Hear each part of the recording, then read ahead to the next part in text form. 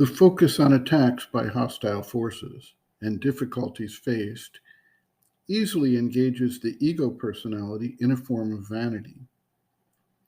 It strengthens the hold of the ego rather than loosening attachment to open the way for the shift to the divine standpoint. When it takes a rajasic form, the ego glorifies in the fight against the powerful forces that are attacking constantly. When it takes a tamasic form, the ego wallows in despair that it is being overwhelmed without assistance as these forces attack. Sri Aurobindo clearly explains the trap that this fixation on hostile forces entails and shows the way out of the trap by emphasizing the need for quiet reliance on the divine force and the process of tuning the being to that higher force and the peace that accompanies its descent into the being.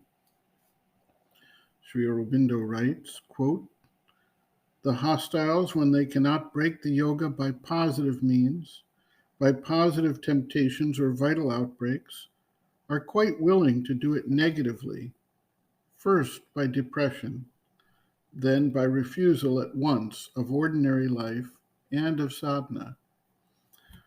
One must not get into the habit of a state in which one is always in a struggle with suggestions and forces. People very easily fall into this and make it a habit.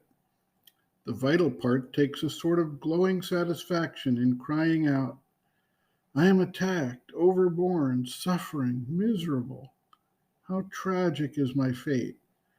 Why do you not help, O divine?' There is no help nor divine grace. I am left to my misery and downfall," etc., etc., etc. I do not want one more sadhak to fall into this condition. That is why I am calling halt before you get entangled into this kind of habit of constant struggle.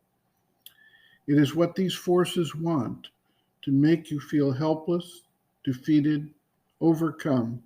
You must not allow it. How can you have peace and quiet when you are always thinking of lower forces and attacks and possessions, etc.? If you can look at things naturally and quietly, then only you can have quiet and peace. End quote.